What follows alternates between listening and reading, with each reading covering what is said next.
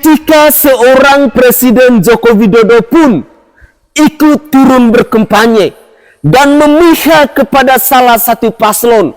Ini membuktikan kepada kita rakyat Indonesia bahwa kekalahan dari paslon 02 yakni Bapak Prabowo Subianto dan Gibran Rakabuming Raka di pesta demokrasi tahun 2024 ini sudah semakin besar. Mari kita gunakan logika akal sehat kita. Assalamualaikum warahmatullahi wabarakatuh. Salam Om Swastiastu. Namo Buddhaya, salam kebajikan dan salam sejahtera untuk kita semua. Saudaraku sebangsa dan setanah air, para penonton kanal YouTubeku yang sangat saya hormati dan sangat saya cintai. Hadirnya Bapak Presiden Joko Widodo dalam beberapa hari terakhir ini, yang ikut berkampanye, yang ikut memihak kepada putra mahkotanya yang mendampingi Bapak Prabowo Subianto, membuktikan kepada kita rakyat Indonesia bahwa seorang Presiden Joko Widodo saat ini sedang tidak baik-baik saja. Beliau sedang panik, beliau sedang gelisah, beliau merasa bahwa kekalahan dari putra mahkotanya memang benar-benar sudah diambang mata. Sehingga beliau harus turun untuk terlibat, berkampanye, menyuarakan, menarik simpati dari rakyat, agar rakyat bisa memilih putra mahkotanya di Pilpres 2024.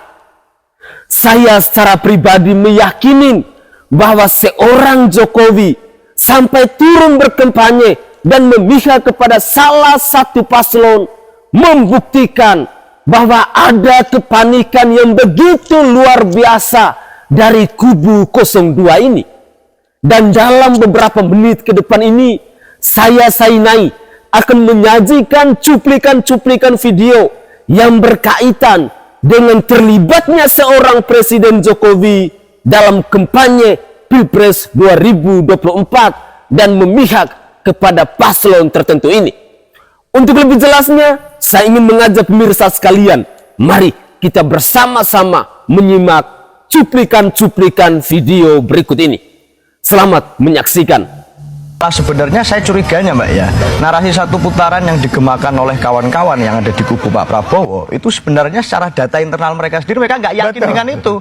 Akhirnya kemudian perlu dukungan-dukungan dari luar, support-support dari luar agar memastikan narasi itu terjadi. Kenapa begitu? Kita melihat dalam debat terakhir bagaimana Mas Gibran mengalami sentimen yang sangat negatif di media sosial. Tapi mereka yakin elektabilitasnya bagus kan? Nah, keyakinan itu kan boleh-boleh saja semua orang. Saya menghargai misalnya Mas Uki sebagai senior. Tapi bicara tentang etika misalnya, nggak pantas kalau misalnya saya memanggil Mas Uki hanya dengan nama saja, nggak pakai Mas misalnya.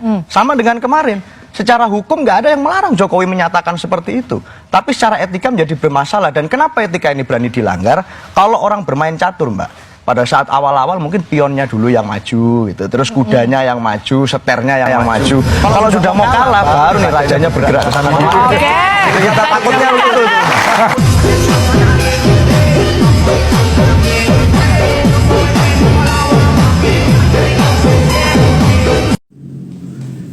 Pak Jokowi, kok Anda masih GR aja ya? Situasi dan kondisi saat ini sudah berubah. Jangan merasa bahwa Anda itu masih begitu besar pengaruhnya, masih sangat berkuasa. Oh tidak, situasi sudah berubah. Ketika 2019 Anda itu yang menjadi lawan politik, itu kalau kita sederhanakan, itu adalah sebagian kelompok Islam. Tapi hari ini Pak Jokowi,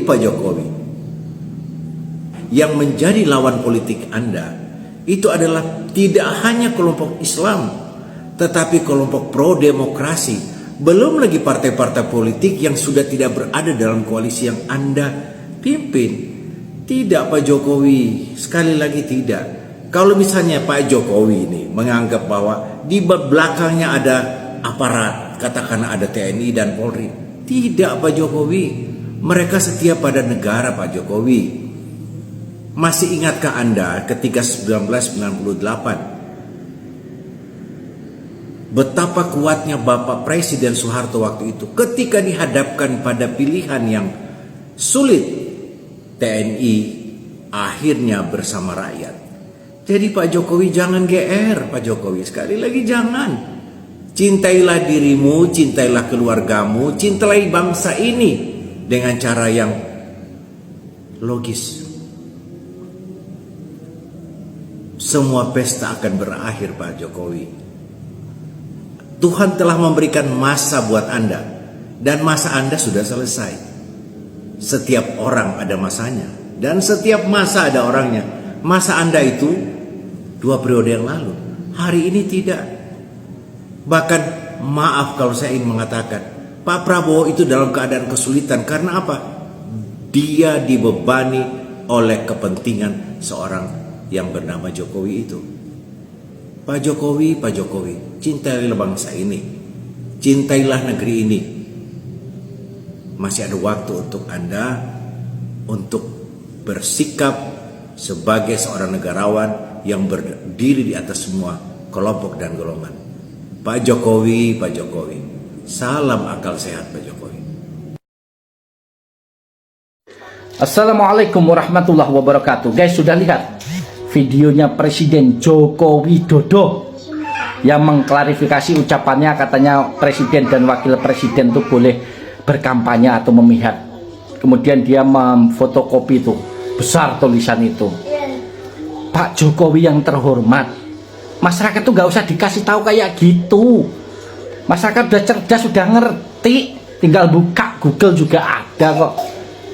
Dan ngapain juga capek-capek mengklarifikasi? Sampai ndak apa-apa ndak mau bela anaknya sampai kampanye karo Prabowo keliling Indonesia, ya monggo. Mau bagi-bagi beras bansos dari negara, ya monggo. Wong kuwi sampean sing dadi sampean presiden ya karep-karepe ngono to. Ojo kok cuman aturan yang begituan. Aturan MK yang kemarin Paman Usman itu yang mimpin aja bisa ditabrak dan dilabrak kok. Apalagi cuma aturan begituan, kecil lah buat sampean. Iya toh, jangan baper Pak Jokowi. Masyarakat kita udah cerdas.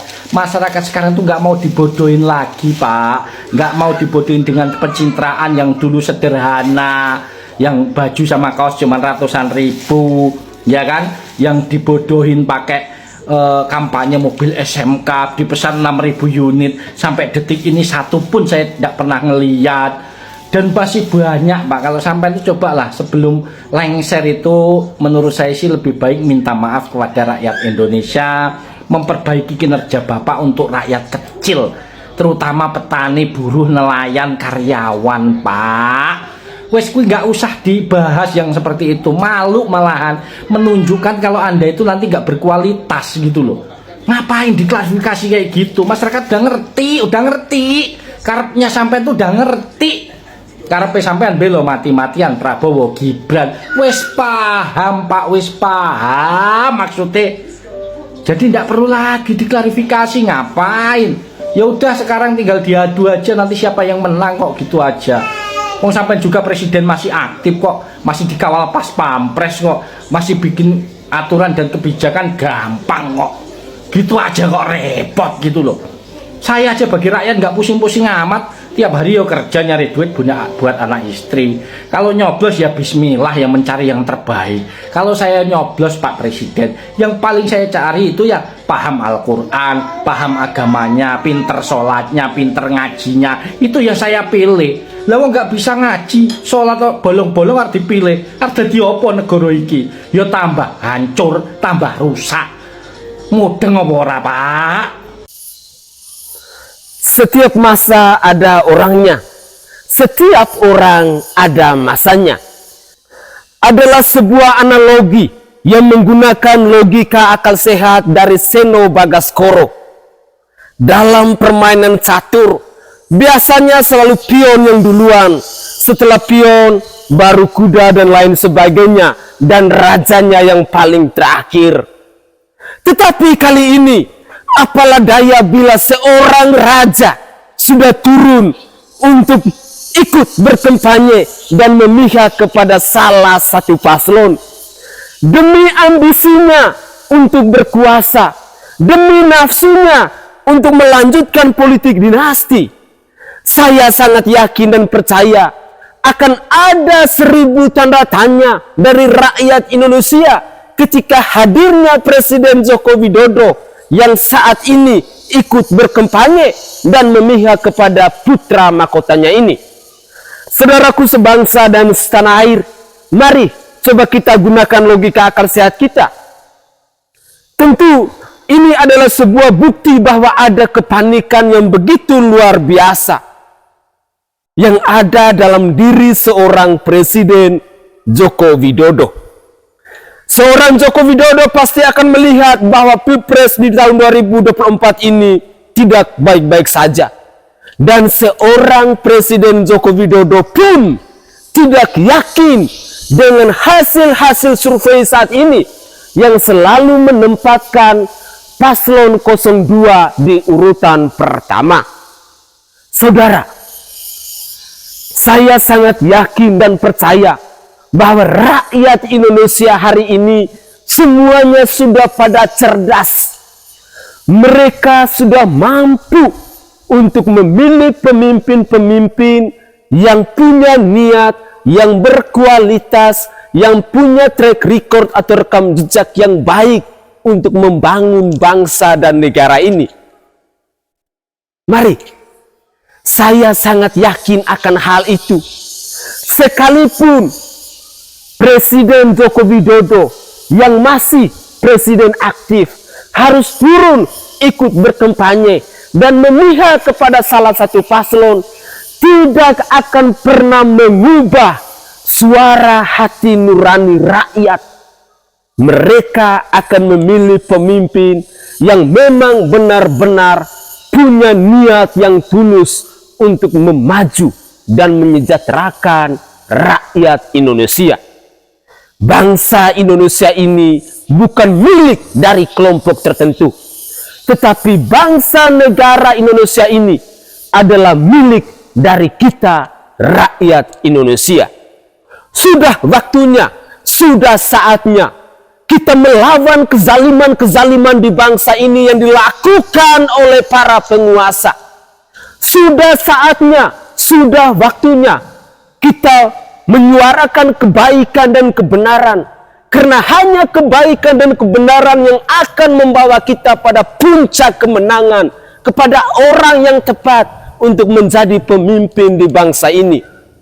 Selama 9 tahun yang terakhir ini, seorang Presiden Joko Widodo memang sangat luar biasa dan sangat istimewa.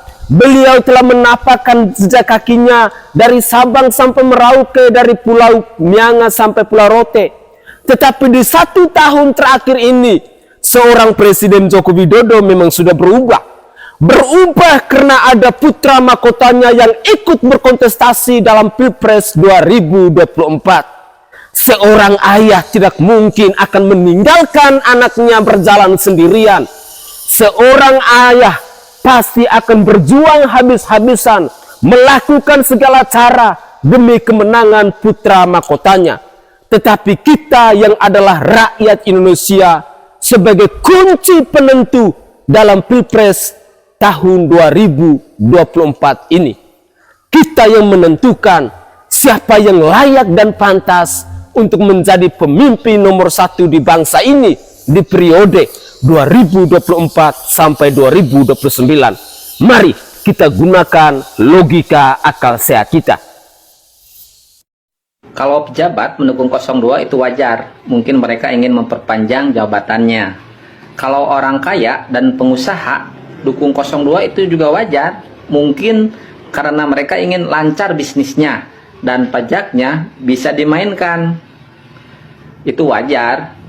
Kalau para koruptor dukung 02 itu juga sangat wajar, karena mereka akan meminta perlindungan dari kekuasaan yang didapat.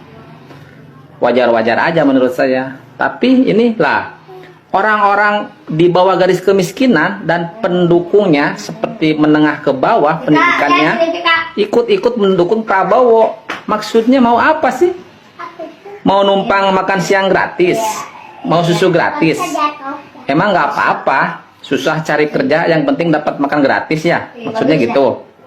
Gaji pejabat dinaikkan, hasil dari menaikkan pajak rakyat. Itu baik menurut kalian? Yang selalu bilang all in Prabowo, kemanakah logika kalian, bro and sis? Salam akal sehat, salam satu perubahan. Tak terasa pemilu 2024 tinggal menghitung hari saja, tepatnya tanggal 14 Februari 2024. Suara kita sebagai rakyat Indonesia sangat dinanti-nantikan oleh ketiga paslon. Nah, dan akhir-akhir ini kita sudah melihat bahwa ketiga paslon sudah mulai turun ke lapangan untuk berkampanye dari Sabang sampai Merauke ke daerah-daerah untuk mencari suara demi kemenangan mereka masing-masing. Tapi ternyata bukan hanya ketiga paslon saja yang mulai aktif turun ke jalanan, melainkan saya melihat juga akhir-akhir ini Presiden Jokowi juga aktif untuk melakukan kunjungan kerja ke daerah-daerah. Ya, it's okay menurut saya. Mungkin itu memang agenda presiden ya. Tapi yang membuat saya bertanya-tanya adalah sekarang akhir-akhir ini Pak Presiden itu sangat amat aktif membagikan bansos kepada masyarakat. Bansos itu dibagi-bagikan sekarang sungguh amat aktif oleh Pak Presiden sendiri.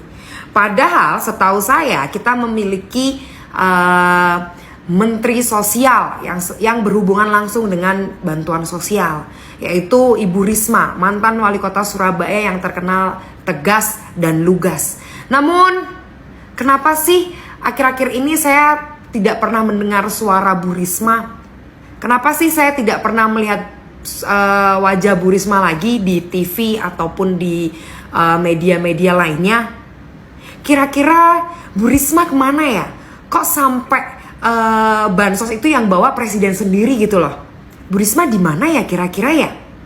Atau jangan-jangan Bu Risma diangkat sebagai Menteri Sosial itu hanya untuk menggugurkan kewajiban pos agar kursi Menteri Sosial itu tidak kosong.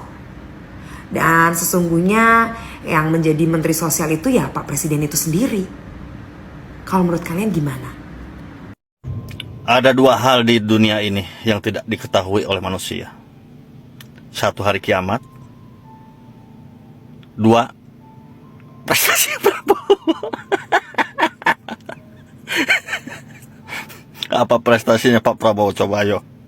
Ada yang tahu? Coba sebutkan kalau ada yang tahu. Oret-oret. Kayaknya saya. Saudaraku sebangsa dan setanah air, jadinya kita bertanya-tanya, selama beberapa bulan terakhir ini, seorang Presiden Joko Widodo itu memang begitu aktif turun untuk bertemu dengan masyarakat. Dan yang paling sadisnya kemarin, saya melihat satu cuplikan video ketika ada pembagian sembako di depan Istana Negara. Kegelisahan atau sesuatu yang selalu dipertanyakan oleh masyarakat akhirnya terkuak juga dalam video ini. Orang mempertanyakan, di manakah Menteri Sosial saat ini? Kenapa pembagian sembako selalu saja dilakukan oleh Presiden Joko Widodo? Apakah seorang Presiden Joko Widodo saat ini sedang rangkap jabatan? Selain sebagai seorang presiden, juga sebagai seorang mensos? Patut diduga, patut dipertanyakan. Karena bansos itu adalah uang rakyat. Rakyat sudah sewajarnya harus bertanya. Dan orang yang tepat dan layak untuk membagikan bansos itu adalah Menteri Sosial, bukan seorang presiden.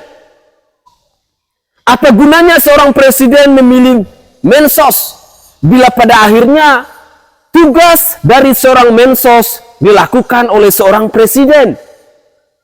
Ataukah ini adalah bentuk atau cara-cara licik untuk mendekatkan diri, untuk mengambil hati rakyat Indonesia? dengan terlibat aktifnya seorang presiden untuk membagi-bagikan sembako? Ya rakyat pastinya akan bertanya. Orang-orang yang masih menggunakan logika akal sehat dan masih bisa berpikir waras, pasti akan melihat hal ini. Pasti akan bertanya, di manakah Ibu Mensos itu? Bu Risma itu ada di mana? Ya, aneh tapi nyata. Segala sesuatu yang dilakukan di bangsa ini oleh para penguasa, semuanya punya ambisi tertentu. Kita sebagai rakyat juga harus berpikir waras. Masuk akal tidak jika seorang presiden selalu turun untuk membagikan sembako? Atau inikah trik atau cara agar beliau bisa dekat dengan rakyat, agar rakyat bisa suka dengan beliau yang adalah seorang presiden, supaya di Pilpres 2024 ini setidaknya apa yang dilakukan oleh Presiden Joko Widodo ini bisa berimbas kepada putra mahkotanya Gibran Raka Buming Raka? Saya secara pribadi saya katakan no. Karena saya masih punya hati nurani, saya masih mampu untuk menggunakan logika akal sehat kita, saya masih mampu untuk berpikir secara waras. Bangsa ini butuh orang-orang yang memang punya niat, punya hati, pemimpin yang merakyat, bukan pemimpin yang hanya mengejar kekuasaan. Rakyat sudah cerdas.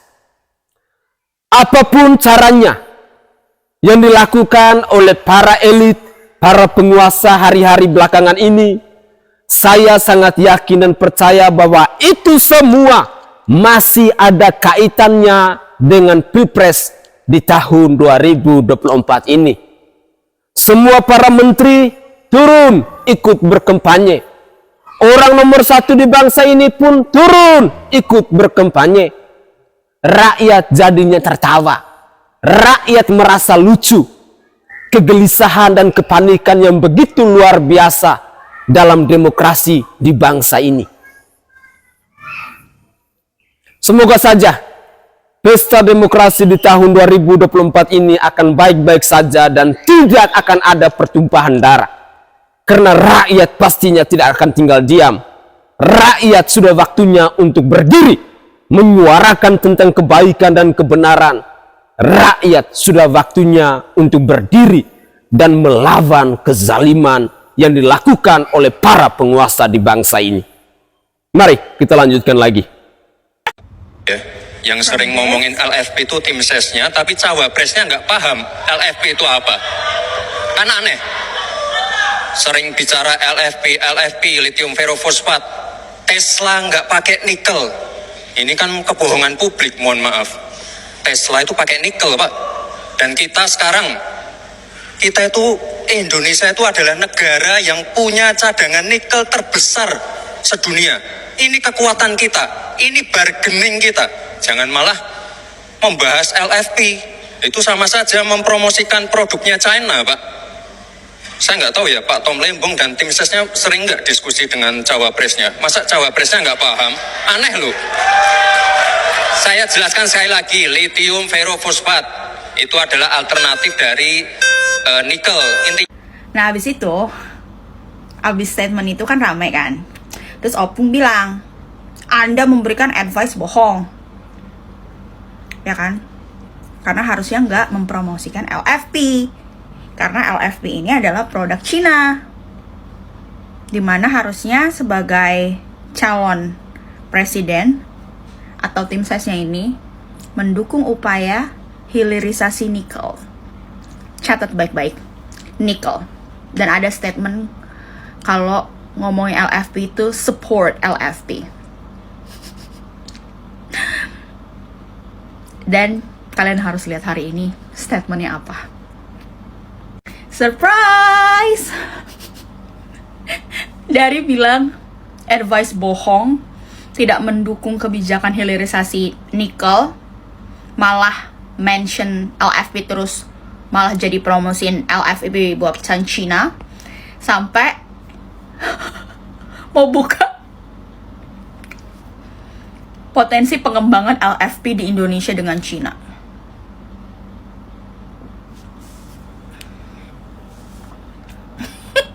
Mantap.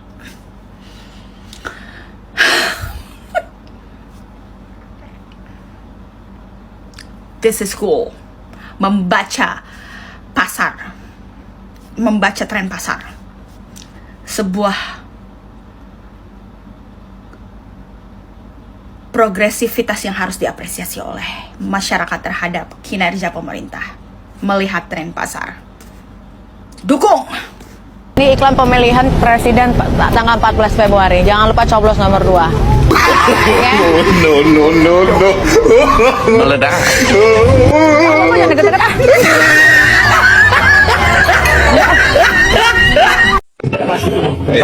Stimulus saya 80%. Selamat ya buat warga Solo yang sudah naik pajaknya yang dari 400 menjadi 2 juta. Dan tidak lama lagi kami yang di bagian Sulawesi ini pasti akan menyusul kenaikan pajak seperti kalian semua. Tapi selamat buat warga Solo. Selamat, all in Prabowo, all in Prabowo. Pokoknya kita berjanji deh, ya, kita berjanji bahwa Prabowo Gibran 1 putaran, oke? 1 putaran tumbang, oke? Aku ya selama ini selalu milih Pak Jokowi, selalu belain Pak Jokowi, selalu mendukung Pak Jokowi. Kenapa? Karena aku nggak suka kalau Pak Prabowo jadi presiden, makanya aku dukung Pak Jokowi. Sekarang Pak Jokowi nyuruh kita suruh dukung Pak Prabowo, sorry,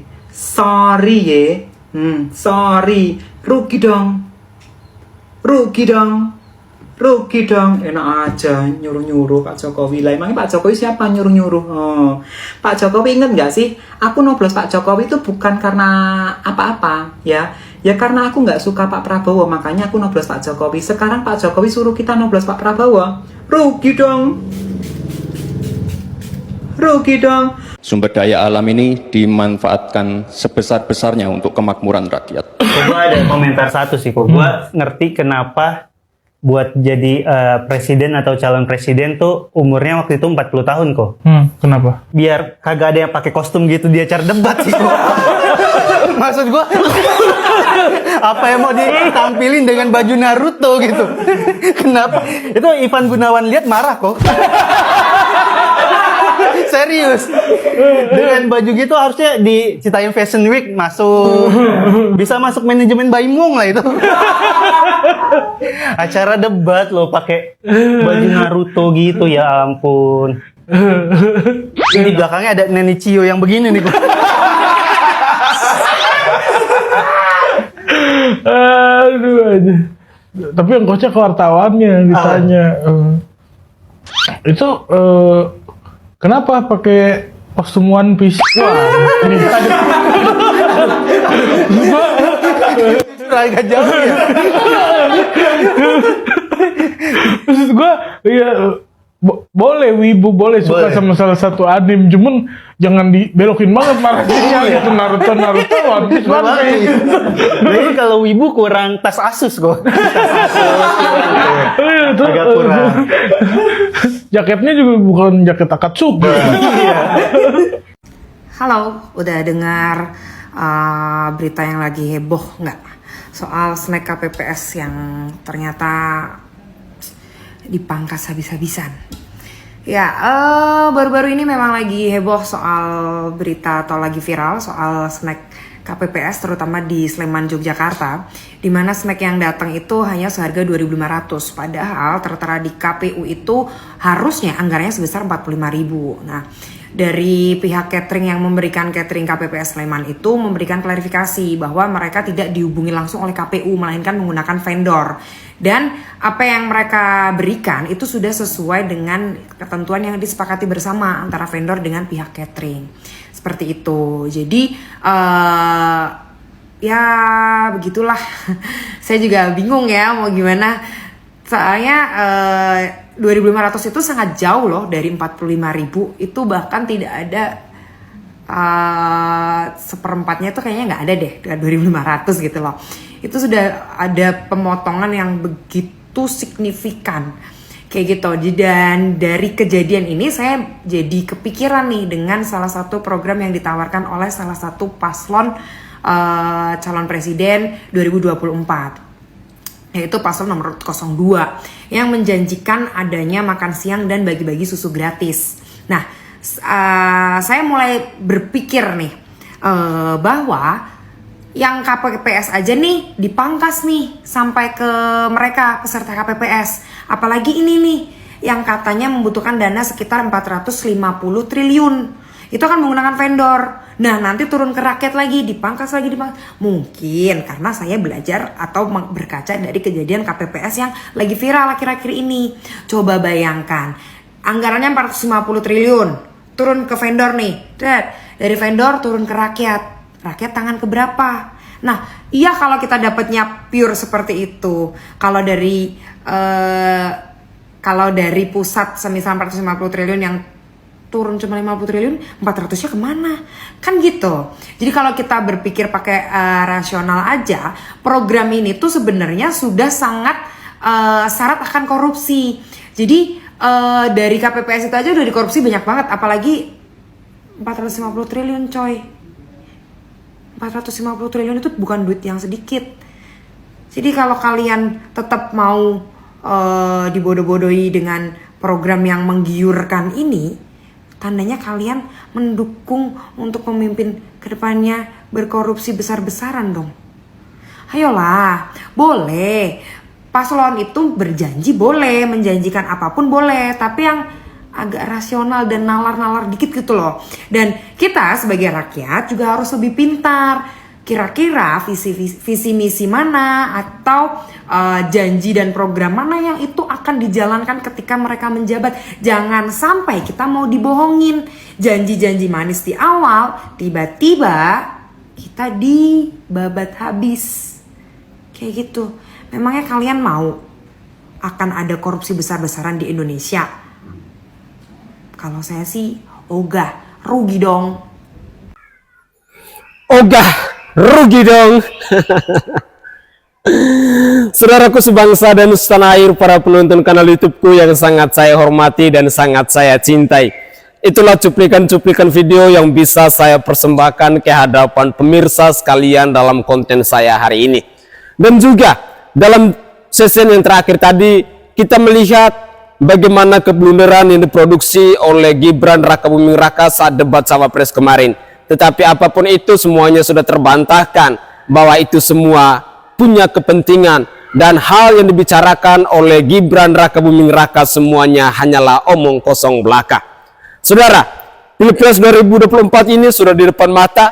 Saya berharap bahwa cuplikan-cuplikan video dari awal hingga akhir, hal-hal yang diperjuangkan oleh Bapak Presiden Joko Widodo saat ini, tanggapan-tanggapan dari netizen, dari tokoh-tokoh politik di bangsa ini dalam cuplikan-cuplikan video saya kali ini, semoga saja bisa menyadarkan kita, bisa menambah wawasan buat kita, dan bisa mengetuk pintu hati kita bahwa di pesta demokrasi tahun 2024 ini kita benar-benar mau mencari pemimpin yang berkualitas, pemimpin yang punya track record yang jelas, pemimpin yang benar-benar punya niat, punya hati untuk membangun bangsa dan negara ini. Pemimpin yang merakyat, pemimpin yang mau menjadi hamba rakyat.